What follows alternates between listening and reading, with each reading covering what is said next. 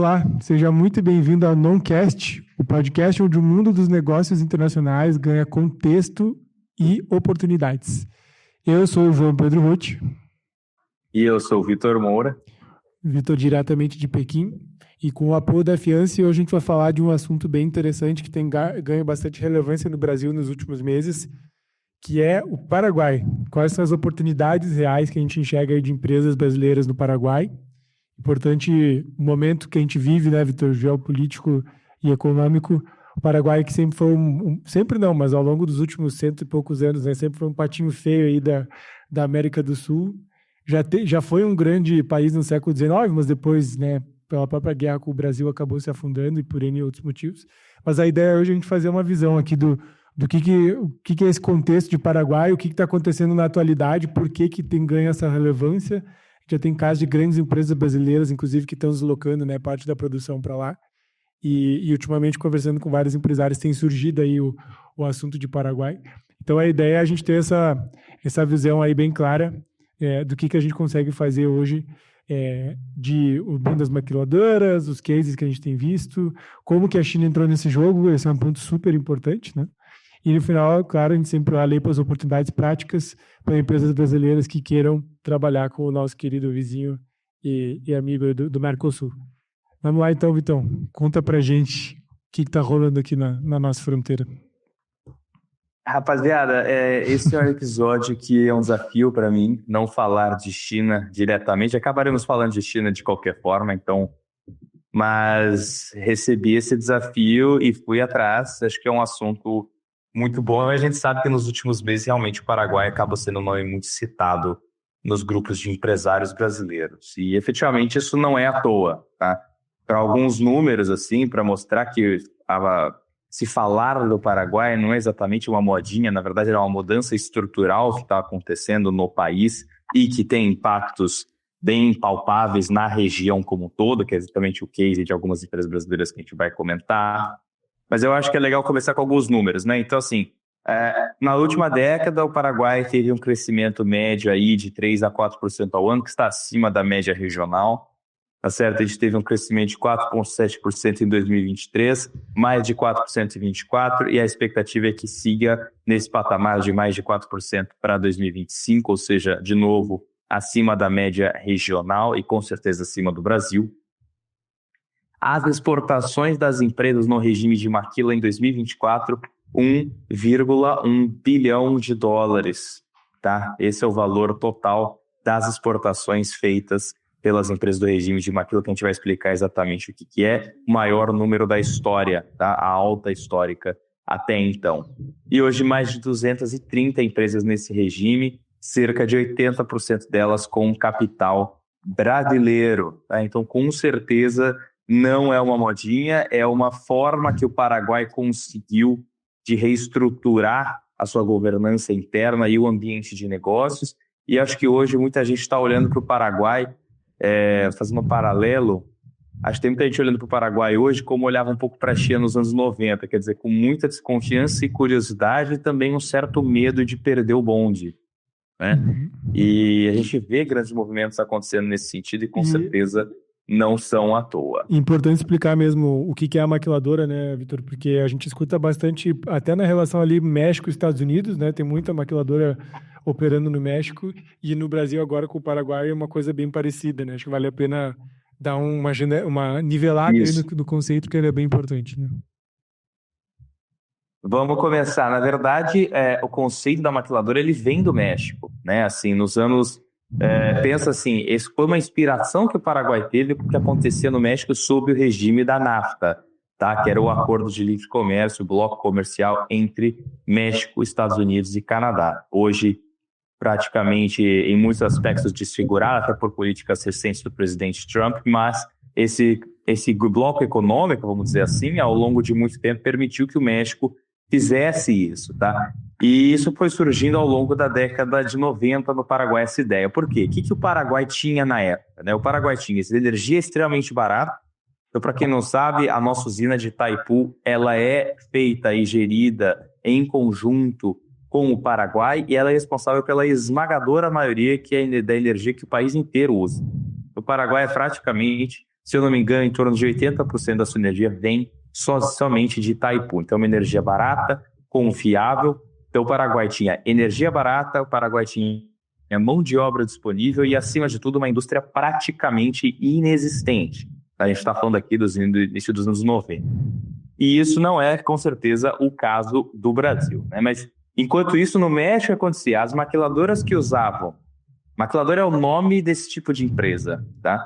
E as maquiladoras que usavam o regime do NAFTA, elas já faziam o seguinte, elas faziam a importação temporária de insumos, faziam a montagem local e depois a reexportação, principalmente ali voltada para o mercado dos Estados Unidos, também um pouco para o Canadá, mas principalmente para os Estados Unidos.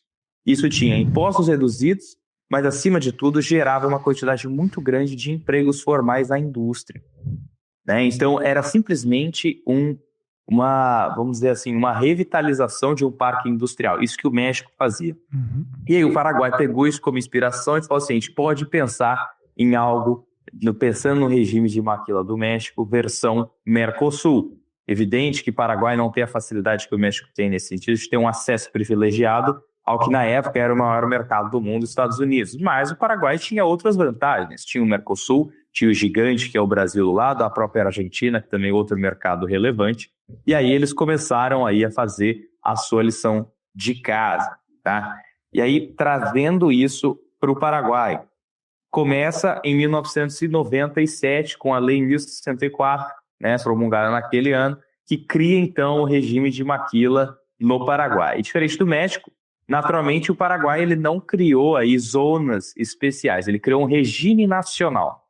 Tá? O México determinou algumas áreas, o Paraguai foi um regime tributário diferenciado. E o coração da política, ele é simples. Primeiro, prezar por simplicidade e uniformidade, que era uma coisa para simplificar completamente essa questão da tributação e da produção, que é um problema no Brasil. Então, o foco era simplicidade. Ele tinha imposto fixo de 1% sobre o faturamento da exportação, tá?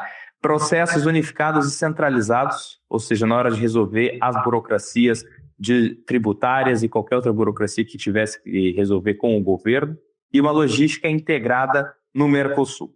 Então, basicamente, o que isso trouxe? Trouxe uma política previsível e simples. E o Paraguai, ao mesmo tempo, foi, ok, mas que órgão vai cuidar disso? E foi criado o CNIME, ou CNIME, que é o Conselho Nacional para as Indústrias Maquiladoras de Exportação. Então, o Paraguai cria um órgão assessor aí ao Ministério do Comércio para justamente fazer a gestão das empresas sob esse regime. Tá? E ele reunia o Ministério da Indústria, o Ministério da Economia, a Receita Federal, o Banco Central, enfim, todo mundo que tivesse a ver com esse ecossistema estava uma gestão centralizada no CNIM, tá? Nesse Conselho Nacional apenas para as empresas de maquila, ou as maquiladoras, como ficaram conhecidas. Tá? Então, isso acabou criando todo um ecossistema que é importante. Eu acho que aqui, fazendo uma breve conexão com o Chile, antes de a gente entrar um pouco mais em mais detalhes, vamos percebendo como isso não foi só um regime tributário específico, criou-se um ecossistema, né? Ou seja, a gente vai criar um ambiente de negócios diferenciado, baseado na simplicidade, previsibilidade, com um órgão específico responsável pelo monitoramento desse ambiente, e isso vai mudando, né? A percepção das pessoas, que antes podia ser de uma incerteza, e que aos poucos vai caindo e vai se mostrando mais favorável a esse sistema, a essas políticas que com certeza não são da noite para o dia. A gente vê esses números que eu mencionei aqui, mas essa política entrou em vigor em 1997, são quase 20 anos. Então, assim, a gente sabe que isso não é mais de 20 anos, no caso, são quase 30 anos, né? Então a gente sabe que isso não é do nada. E, pois é, e a gente teve um caso recente, né, que foi a Lupo, né, a fabricante de meias, que é uma empresa centenária que opera no interior de São Paulo, né, há décadas, literalmente, e que por causa da lei, da escalada tributária ali, começou em 2023, né, que mexeu a questão do ICMS e tudo mais, eles começaram a trabalhar uma nova ponta baseada em Cidade do Leste, bem ali na fronteira com Foz do Iguaçu, um investimento de 30 milhões de reais, né? E interessante, assim, que a Liliana, que é a CEO e a a quinta geração, se não me engano, da família que está na frente da empresa, né? Ela fez um comentário interessante, assim, que ela disse, não é que a Lupo foi para o Paraguai, mas o Brasil empurrou a gente para o Paraguai, né? Que os impostos estão comendo a operação de forma violenta. Essas foram as palavras dela na última entrevista. Então, talvez é um nome mais significativo, mas a gente vê diferentes casos aí de empresas brasileiras fazendo esse movimento, né? E tem muita coisa, Vitor, eu sei que você vai trazer números aí, né? Mas a sensação é que o Paraguai agora começa a ter a ser percebido de uma outra forma, né? Tanto pelo empresário como pelo consumidor brasileiro, que sempre foi aquela coisa assim de baixa qualidade, até, né, muita sujeira, enfim, os contêineres que atravessavam o Brasil lacrados, né? E aí passava de tudo que era tipo de coisa, mercadorias ilegais, entorpecentes, enfim, por ser um corredor soberano nacional, né? Que você não pode violar as cargas. Mas agora a sensação é que é quase como se o Paraguai estivesse entrando numa nova etapa, ou de uma coisa mais profissionalizada, ou mais estruturada, talvez por estar sendo essa fonte de solução, né, ou de fuga aí de empresas do Brasil pela questão tributária. Tem a questão energética também, que eu acho que é bem importante a gente comentar, né? Mas como é que tu enxerga isso, assim? Porque parece um novo momento da percepção do Paraguai, pelo menos em relação ao mercado e ao consumidor brasileiro, né? Eu acho que, acima de tudo, essa mudança de percepção, ela vem do esforço contínuo que foi feito, né? Antes de a gente entrar no caso da Lupo especificamente, vamos lembrar, o Paraguai hoje tem a maior estabilidade macroeconômica dos países do Mercosul, tá? Ele tem o maior crescimento médio, muito superior ao Brasil, ele tem menos volatilidade política e econômica, é evidente, o Paraguai tem vários problemas, assim como todos os países da região e, na verdade, do mundo, né? Mas, por exemplo, ele fez algumas mudanças e reformas que o Brasil ainda não conseguiu fazer. Vou dar um exemplo.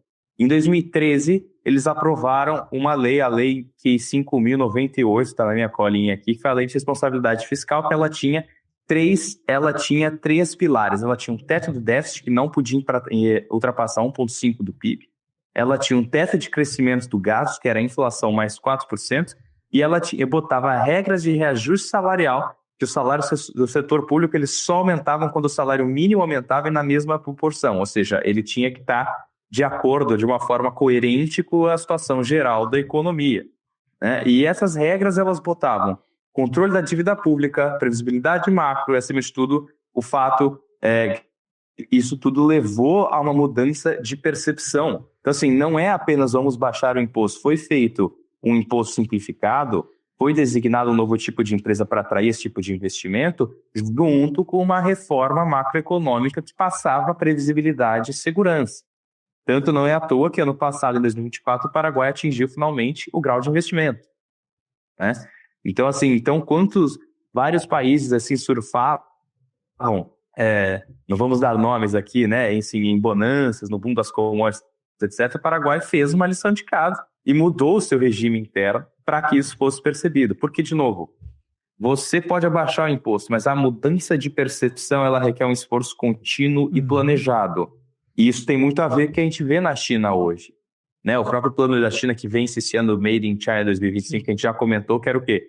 Ideia de investir em indústrias de alta tecnologia que vão mudar a percepção dos consumidores do mundo inteiro sobre o que é o produto chinês, antes percebido como algo de baixa qualidade. Um exemplo muito prático, mas por quê? Isso demora décadas. Né? Quando a gente tem uma impressão sobre algo, para isso mudar, requer consistência da outra parte, provando que aquilo não é mais verdade. E que foi o que aconteceu com o Japão e Coreia do Sul. Uma bela lição de casa. Foi o que aconteceu com o Japão e Coreia do Sul, que, como você falou, demora décadas. Eles eram a China, né, dos anos 60 e 70, do ponto de vista de percepção de qualidade no mundo ocidental. Exatamente. Então, eles são reconhecidos com qualidade e a China está vivendo esse processo agora. E pelo que você está falando, o Paraguai está começando a entrar nesse processo, né? Não necessariamente da qualidade do produto, mas como nação, como lugar de investimentos, como capacidade produtiva. Mas, acima de tudo, uma versão muito bem realista, né? Porque assim, o Paraguai não tem a capacidade, nem o Brasil tem, na verdade, assim, de concorrer, por exemplo, com o que o Japão fez, o que a Coreia do Sul fez, o que a China fez, e que hoje alguns países do Sudeste Asiático também fazem. Né? Mas o Paraguai pode sim causar um impacto relevante na América do Sul e, acima de tudo, que no fundo é o foco principal, resolver problemas internos, né? De emprego, construir um parque industrial, no fundo é isso. Né? Assim, os países vão perseguir, ou deveriam perseguir, os seus interesses nacionais, né? E que hoje espera-se que cada vez mais eles tenham a ver com o crescimento econômico e não outras áreas, né? Então, acho que, acima de tudo, teve essa noção de como que a gente pega... Olha, eles tinham essa ideia de que o problema era sistêmico, ou seja, a gente tem que mudar o ecossistema, pegaram um exemplo regional, que era o México, e trouxeram para o Mercosul. Ou seja, a adaptação de algo já da região, ou seja, não um regime global. Eles não copiaram a China, por exemplo. Hoje, os paralelos que a gente vai traçando, é importante dizer isso, eles não são paralelos históricos, são paralelos de análise nossas aqui. Né? Que a China também construiu um ecossistema, mas historicamente falando, a inspiração do Paraguai foi o que acontecia no México. E qual é a situação hoje? Né? Então, como eu mencionei, mais de 230 maquiladoras, 1,1 bilhão de dólares em exportação ano passado, mais de 40%, em torno de 40% desse total em autopeças, e aí em outros mercados fortes, alimentos processados, produtos de plástico e têxteis. E quais foram os impactos no país? Foram mais de 15 mil empregos diretos criados por essas 230 maquiladoras, o que num país de 7,5 milhões de habitantes, que a força de trabalho são 3 milhões de pessoas, equivale proporcionalmente, tá, numa conta rápida, à criação de 350 a 400 mil empregos industriais no Brasil. Tá? Então é muita coisa. Muita coisa. Né? 15 mil, assim, o brasileiro olha para isso achando, não, 15 mil, mas o Paraguai é um país pequeno. Né? Então, para a escala do Paraguai, o regime de maquila, ele não é um programa, na verdade, ele é um motor nacional. Pensando que é um país que não tem nem 8 milhões de habitantes, né, Vitor? Então, só lembrando da proporção, né? Tendo 210, 215 no Brasil, menos de 8 lá, 15 mil, a proporção é bizarra. Né? Exatamente. E aí, entrando um pouquinho assim, no porquê que as empresas brasileiras estão pensando mais em ir para lá, né? O que elas ganham exatamente? A primeira delas é energia barata. Então, de novo, a questão de Itaipu, essa energia barata é acessível para as empresas que se estabelecem no Paraguai.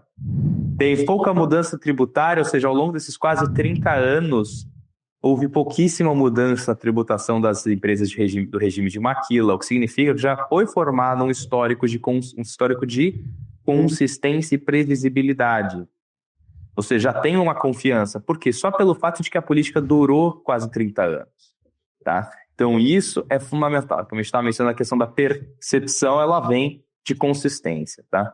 E isso sozinho, claro que já gera um diferencial enorme para o mercado brasileiro. Agora, a gente vai entrar agora um pouco na questão do caso da Lu. Para quais empresas que isso funciona? Eu queria te perguntar, porque nem para ter um segmento assim faz sentido, né? Vamos falar sobre isso aí. Né? Não, acho que não é verdade. Eu acho que a reflexão que eu cheguei, a análise que eu pensei, assim, foi que faz sentido para empresas que conseguem separar produção de marca. Né? O que eu quero dizer com isso? No Paraguai você produz e no Brasil você vende e cria o valor da marca. E não são todas as cadeias que conseguem separar isso de forma tão clara, né? Ou seja, quem é que ganha com isso? Têxtil e vestuário, uma dúvida, que a gente entra um pouco no caso da Lu. Calçados, autopeças, alimentos processados, plásticos e até eletrodomésticos mais simples conseguem fazer isso. Ou seja, que tem uma cadeia de produção mais simplificada, né? Que não exigem um grau de sofisticação tecnológica muito alto, vamos botar assim. Esta cadeia de produção pode ir para o Paraguai, você mantém a percepção de marca e a base de consumo no Brasil e você faz essa troca. Quando sobe a complexidade, hoje o Paraguai ainda não atende. É por isso que ainda não foram, pelo que eu consegui apurar, as montadoras de automóveis, por exemplo, nenhuma linha inteira mudou para o Paraguai. Foram apenas autopeças específicas. Sim, porque a passar mão de obra é um desafio, né? Apesar dessa geração de 15 mil empregos que você falou, a qualidade da mão de obra mais qualificada, ela ainda é um desafio lá, tanto pelo volume de pessoas, como pelo nível de instrução mesmo, né? Acaba tendo esse desafio. E tem um segmento que a gente tem visto, ainda distante da maioria de muitos, mas já é uma realidade muito presente ao mesmo tempo, que é a mineração de criptomoeda, né? Que você tem um altíssimo custo de energia, apesar do Brasil ter uma matriz super renovável e um acesso abundante às tarifas de energia da grande maioria das distribuidoras estão cada vez mais altas, mais caras, que a gente viu até uma migração, né, de empresas brasileiras que mineram criptomoedas, ou seja, que ficam lá minerando e trabalhando dados para a geração de unidade de criptomoeda como o Bitcoin, estabelecendo operações no Paraguai simplesmente para ter acesso a uma energia mais barata. Lembrando, né, para quem não sabe ou não lembra, que Itaipu ainda é uma usina binacional, então boa parte da energia, né, vem no Brasil, mas tem muita coisa que o Paraguai exporta bastante energia e acaba tendo, então, um valor de tarifa energética muito abaixo, né, Vitor? Então, ali é mais um exemplo, mas como você falou também, não é uma indústria muito complexa no sentido de que, sim, a mineração de criptomoedas em si é complexa, mas o que eles querem é o acesso à energia, que é uma coisa mais de base. Exato. Exatamente. Então, acho que ali, e esse é o primeiro caso que eu acho que vale a gente mostrar, ou seja, um nível mais baixo de complexidade na linha de produção é o que torna o Paraguai atraente até por uma falta de qualificação técnica da mão de obra, que hoje está mudando, mas historicamente sempre foi uma qualificação mais baixa. Agora, isso não desmerece o ecossistema que está sendo criado. Né? Na nossa mensagem sempre aqui do Noncast de pensar no não óbvio, há espaços na cadeia global que está cada vez mais integrada e mais multipolar, no sentido de que há mercados não óbvios aparecendo e oportunidades não óbvias. Você tem que aprender a se posicionar. E o Paraguai, com o regime de Maquila, até agora tem obtido, na minha leitura, um sucesso bem grande em se posicionar. E isso vem de uma clareza muito grande do que o Paraguai tem um plano concertado, né? Você tem que ter clareza que você tem o Mundial, mas o pessoal não é qualificado. Ok, onde eu consigo me inserir? Não é porque o pessoal não é qualificado, você não pode fazer nada, não é? E isso foi feito de forma consistente ao longo do tempo, que quebrou a visão negativa, um estereótipo negativo que as pessoas tinham do país, que efetivamente tinha, né? Na época que a gente chamava os produtos made in China como algo pejorativo, a gente também sempre já falou do made in Paraguai. Né? Vamos ser sinceros, eram coisas relacionadas. Né? Então a gente tem essa mudança de perspectiva ao longo do tempo. Tá? E isso, de novo, como consistência. Mas, por enquanto, a situação hoje é que grandes linhas de produção de alta complexidade ainda não tem um atrativo muito forte de ir para o Paraguai, porque só a energia barata não compensa a falta de qualificação da mão de obra. Tá? E aí, entrando rapidamente no case da Lupo, que no fundo acaba fazendo barulho mais, assim, pelo que eu consegui apurar, mais pela entrevista, né, da CEO do que efetivamente pelo movimento, é porque a Lupo não é a primeira a fazer isso. Mas a Lupo, ela anunciou esse investimento em março desse ano, então de 2025. A fábrica foi inaugurada em junho, em Cidade del Este, que é a cidade logo na fronteira com Foz do Iguaçu, no Paraná. Tá? E é a primeira planta da Lupo fora do Brasil. Opera sob regime de maquila, 30 milhões de reais de investimento. Capacidade prevista aí, que eu consegui apurar, 20 milhões de pares de meia no primeiro ano, por ano. Mais de 100 empregos diretos e o motivo declarado pela CEO justamente a tributação, e estima-se, eu vi declarações, e a redução de custo estimado nesse movimento é de em torno de 28%. Absurdo. Numa indústria tão sensível a preço como a têxtil, isso é muita coisa. É um absurdo a diferença, né? Quase um terço. Na indústria isso é transformacional, né, Vitor?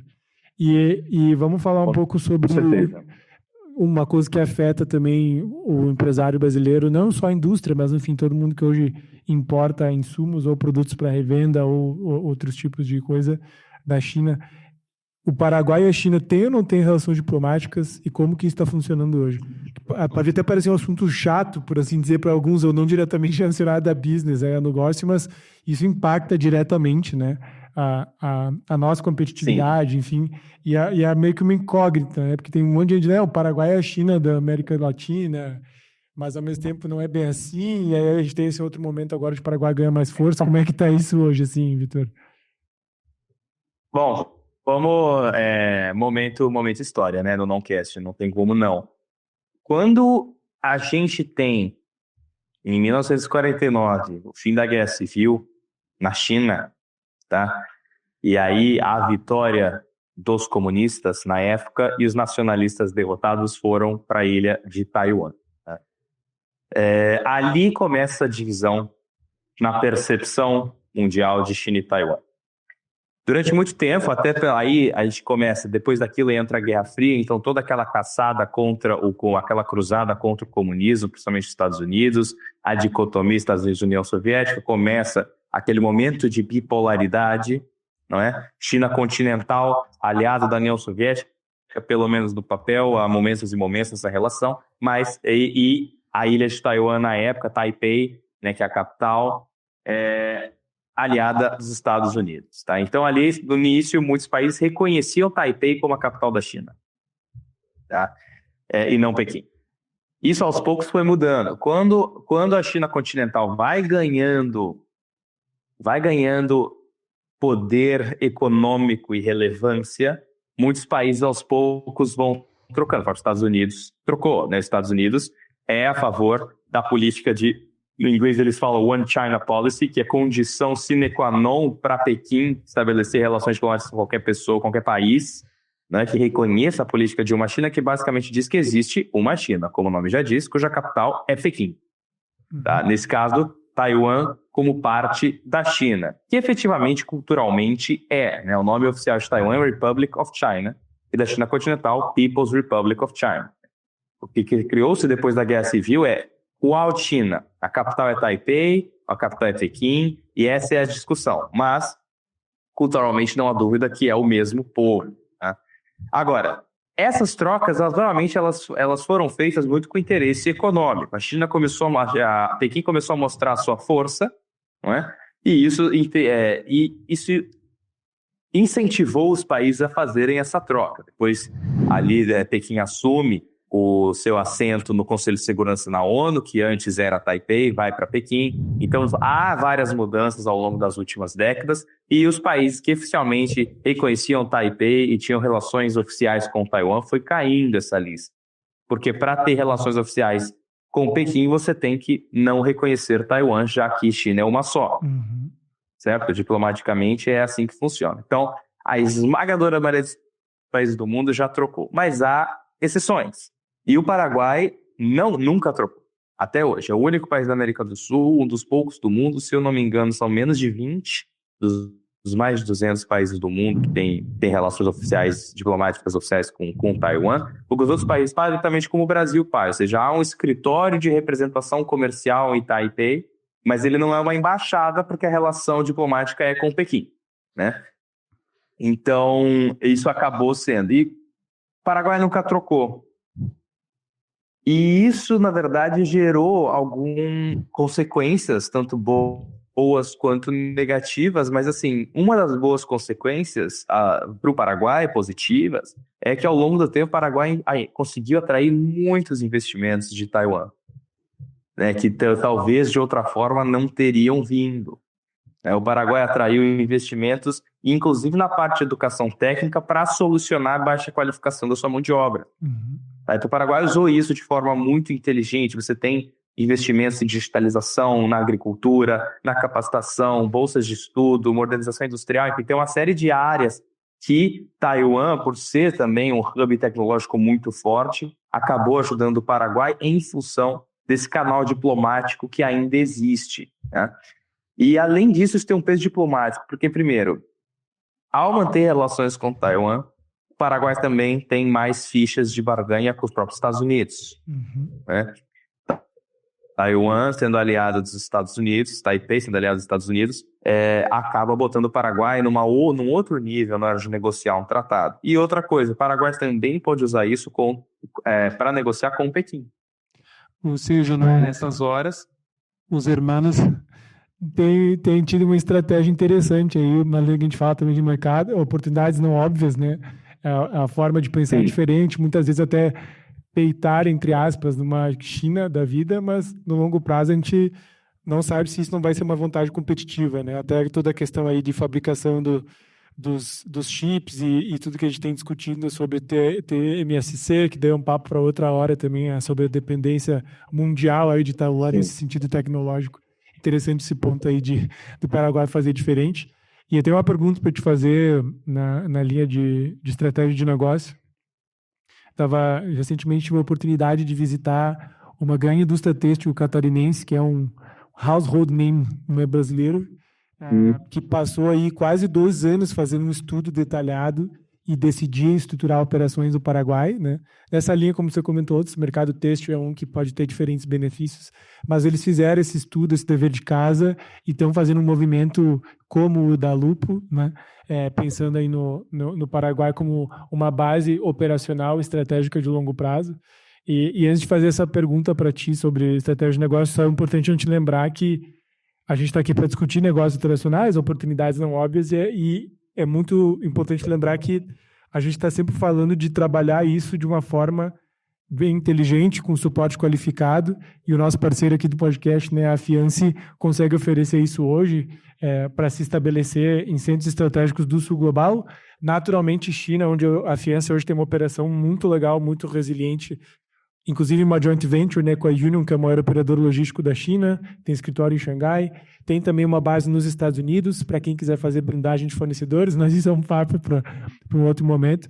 Mas só é importante a gente sempre lembrar assim, de contar com um parceiro qualificado, como é o caso da Fiance, seja para você estruturar uma operação como são as maquilas, trabalhar benefícios fiscais de China, de Paraguai, dos Estados Unidos, desenvolver fornecedor, enfim, o que quer que se faça fora do Brasil, desse ponto de vista da sua cadeia produtiva ou de importação mesmo de produtos para revenda, é muito, muito importante lembrar de considerar players de alto nível como a Fiance, que consegue acompanhar tudo de perto, né? Desde trabalhar toda a burocracia desse processo, que não é simples, mas é possível, até a adaptação cultural e tudo mais, eles conseguem hoje fazer com que empresas brasileiras já estejam operando, né? Principalmente na China, mas novamente Estados Unidos e Paraguai também estão no radar, com esse porto seguro, digamos, até esse slogan que eu gosto bastante da Fiance, né, que é um porto seguro para decisões que ultrapassam fronteiras. Então é importante lembrar de não tentar fazer isso sozinho, né? Não é que não dá, mas por que não trabalhar com parceiros que já são especialistas no tema? E aí isso me leva então à pergunta, Vitor, que eu queria te fazer, que se você tivesse hoje uma empresa no Brasil, independente de ser pequena, média, grande, né, qual seria o critério número 1 que você consideraria para abrir uma operação no Paraguai, assim? E o que seria o fator decisivo que você olharia, tipo, cara, faz sentido, tipo, é lógico para o nosso negócio ou para o nosso segmento, enfim, ter uma operação no Paraguai? Eu acho que não tem como... Essas decisões de negócio, no fundo, para mim, principalmente, como a gente já viu, né? Por que faz sentido para o Paraguai? Para quais empresas isso faz sentido? Para as empresas que têm aí uma demanda na sua linha de produção de uma mão de obra que não é uma demanda de qualificação não tão alta para sua mão de obra, né? Esse é o seu número 1. E que justamente essas indústrias normalmente são as mais sensíveis à questão do preço. Todo mundo é sensível a preço, mas a gente sabe que há indústrias que têm mais ou menos esse fator na hora de fazer uma decisão, ou seja, ele pesa mais ou pesa menos, né? Se eu trabalhasse, o que eu estou querendo dizer no fundo é o seguinte: eu acho que se eu fosse a CEO da Lupo, talvez eu fizesse a mesma coisa. Acho que no fundo a gente tem que ser pragmático, né? O pragmatismo que levou a China a criar todo o ecossistema comercial e industrial que eles têm hoje, ele é necessário nas decisões de negócio do dia a dia. E isso bate também no que a gente traz aqui no Noncast, ou seja, não idealizar absolutamente nada, ser pragmático. Se a melhor alternativa para a sua indústria é abrir uma operação no Paraguai, por que não? Por que não? Não vejo nenhum problema, que a gente sempre brinca, talvez a melhor alternativa, a melhor oportunidade de crescimento para o seu negócio esteja esteja, por exemplo, em algum país da África, esteja no Oriente Médio, a gente não sabe, né? O mundo hoje ele tem que ser aberto e as decisões têm que ter, justamente por esse alto grau de abertura, a gente tem que tentar minimizar o viés na nossa cabeça e tentar agir de forma pragmática. A gente sabe que, historicamente, a gente sempre olhou os Estados Unidos para a União Europeia como os centros do mundo, mas esse mundo mudou. É isso que a gente está tentando trazer aqui. Talvez hoje a melhor oportunidade para você esteja aqui do Paraguai. Uhum. Né? Que, historicamente, talvez fosse percebido como uma decisão sem nenhum glamour. Mas business é para ser pragmático. Total. Né? Então, eu acho que eu estaria essa mensagem. E fazendo uma outra pergunta para já ir encaminhando para o nosso encerramento aqui, quando a gente fala de Estados Unidos, né, Vitor? Porque com o tarifaço esse ano, que uma coisa que você bem trouxe já em outros momentos aqui, que acho que é um tapa de luva, digamos, para todos nós, que é aquela história, né? O tarifaço, ele foi uma surpresa, mas não deveria ter sido. a gente vê bastante empresa que já exporta para os Estados Unidos ou começando a exportar para lá, tendo que fazer os workarounds aí, né? De tentar mandar pelo Uruguai, e daí do Uruguai sair por lá e não tem a tarifa contra o Brasil. O próprio Paraguai, né, tem sido utilizado nessa linha. Mas quando a gente olha para o mercado americano, e considerando todo esse movimento de nearshoring, que tem sido muito estimulado pelo Trump, né, de reduzir a dependência da China, voltar a produzir nos próprios Estados Unidos e nos países vizinhos, principalmente México, você acha que o Paraguai pode chegar a se tornar um hub de manufatura para o mercado americano? Ou é uma coisa que não vai acontecer, seja porque as tarifas do Brasil vão ser reduzidas novamente? Qual que é a sua visão, assim, pensando no nearshoring nos Estados Unidos, redução de dependência de China? Eu acho que trazer mais indústrias para o Paraguai, pensando no mercado dos Estados Unidos, aí você vai esbarrar num problema crônico da América do Sul, que é ainda a questão logística, né? Isso não está resolvido. O Paraguai funciona porque tem o Brasil do lado, né? Então, eu não acho que o Paraguai se torne um hub pensando no mercado dos Estados Unidos. É uma distância muito grande, com cadeias de logística não tão bem desenvolvidas. O Paraguai, né, para aqueles que não sabem, o Paraguai não tem saída para o mar, né? Assim, o Paraguai usa os portos, principalmente do Brasil e do Uruguai, para exportar os seus produtos. Então, há acordos nesse sentido, mas assim, na hora que você vai querer competir, por exemplo, com o México, que faz fronteira por seca com os Estados Unidos, aí a logística mata. Eu acho que para alimentar o mercado americano, o Paraguai não deve se tornar esse hub industrial justamente pela questão da distância. Agora, o Paraguai já se tornou um grande ponto de atração de indústrias que estavam no Brasil, né? E isso talvez para alguém lá na década de 90, início da década de 90, olhando o Paraguai, isso talvez fosse impossível. Então, quem sabe? Eu acho que o Paraguai foi muito inteligente em criar esse ecossistema. Essa questão de Pequim e Taipei que a gente estava discutindo deu uma proporção política, uma relevância política ao Paraguai desproporcional ao seu tamanho, né? Com todo respeito ao Paraguai, mas a gente sabe que países menores, normalmente o tabuleiro geopolítico, acabam tendo menos influência. E essa decisão bota o Paraguai mais no centro, tem uma relevância maior para algumas coisas. O Paraguai segue podendo acessar o mercado chinês através de exportação indireta, principalmente via o Uruguai. Então a soja paraguaia chega na China, e eles souberam jogar isso muito bem. Então, em relações internacionais, eu digo sempre que não dá para fazer exercício de futurologia, mas a tendência é que o Paraguai não se torne um ramo industrial pensando no mercado dos Estados Unidos, mas eles já fizeram coisas que muitos julgariam impensável antes. Então, acho que fica aí aberto para a gente prestar atenção. Boa. Bom, e fazendo um resumo do que a gente discutiu aqui hoje, então, falamos um pouco do contexto histórico, né, de por que o Paraguai está nessa posição hoje consideravelmente inteligente, né? A questão das maquiladoras, que é uma coisa que muita gente fala, escuta, mas não entendia muito bem o que é. A relação com a China, casos de empresas brasileiras que já estão indo ou já estão operando no Paraguai e que sim faz sentido, mas para diferentes segmentos, principalmente aí a gente falou mercado têxtil, autopeças, eletrônicos, enfim. E que é importante fazer uma análise, né, dos seus segmentos, da sua cadeia produtiva, o que pode sim fazer sentido. E quando for fazer um movimento desse, ou um estudo que seja considerar trabalhar com parceiros que são especialistas no assunto, para não ter esforço à toa e não fazer decisões erradas, né? E a gente sempre tem essa clareza, assim, de que muitas vezes as oportunidades não estão tão explícitas, mas elas podem estar aqui perto, não é como é esse caso aí do Paraguai. Então, acho que a gente conseguiu dar uma visão geral, assim, muito interessante essa relação diplomática ali com o Taiwan, né, e como isso pode ser talvez um trunfo de longo prazo, ainda mais na guerra de tecnologia. E acho que está entregue no céu de hoje trazer essa visibilidade.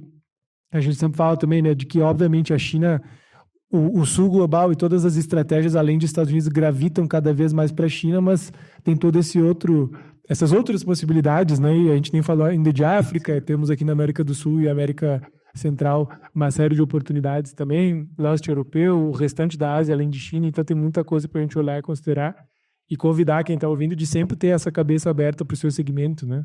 Que a gente pode ter às vezes ou para fornecer, ou para comprar, ou para ter parcerias estratégicas nos lugares mais inusitados, com uma série de países que estão crescendo aí a longo prazo, que vão se tornar as maiores economias do mundo, inclusive ultrapassando o Brasil, mas isso também é papo para um outro momento, né?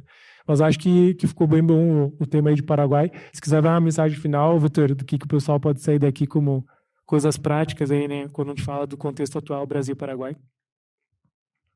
Eu acho que, acima de tudo, fica a lição do que o Paraguai fez, né? Ou seja, não é a política A ou B, mas é a construção de um ecossistema. O Paraguai não é a China, o Paraguai não é o México, o Paraguai é o Paraguai. Ele aprendeu lições lá fora e trouxe para o seu contexto, né? Eu acho que, acima de tudo, essa é a lição. A gente sempre fala aqui de China, então acho importante dizer esse projeto do Noncast, uma nova ordem mundial, porque a gente quer falar de outras oportunidades dessa nova ordem mundial. O maior player é a China, e é evidente isso, e a minha experiência pessoal, então a gente traz mais coisa de China, mas a gente se compromete a trazer outros cases fora disso, né? Mas, acima de tudo, para entender que é a parte que eu bato na tecla disso quando a gente fala de China também. Quer dizer, a grande lição da China não é o modelo chinês. A grande lição da China é que não existe modelo universal. Perfeito. Né? A grande lição da China é que cada país tem que entender as suas necessidades, o que ele tem para entregar nessa cadeia global e como ele pode potencializar isso. E o Paraguai é um exemplo de uma aplicação de uma lógica chinesa, entre aspas, porque ela não é chinesa, mas é a lógica que a China usou, tá? Aqui do nosso lado.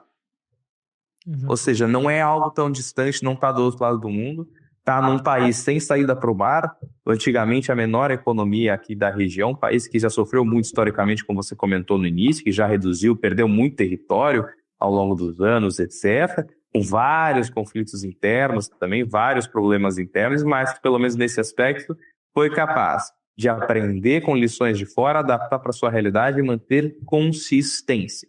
A política do regime de Maquila tem quase 30 anos, ajudou a reverter a imagem do Paraguai como um todo e, com certeza, já criou um impacto e vai seguir causando um impacto muito sólido e duradouro aí na economia do Paraguai. Muito bom, muito bom. Negócios internacionais sempre tem coisa boa para falar, né? Beleza, obrigadão, Vitor. E esse foi mais um episódio do Noncast. Nos vemos na próxima falando sobre inteligência artificial, que tem bastante coisa para discutir aí. Até a próxima.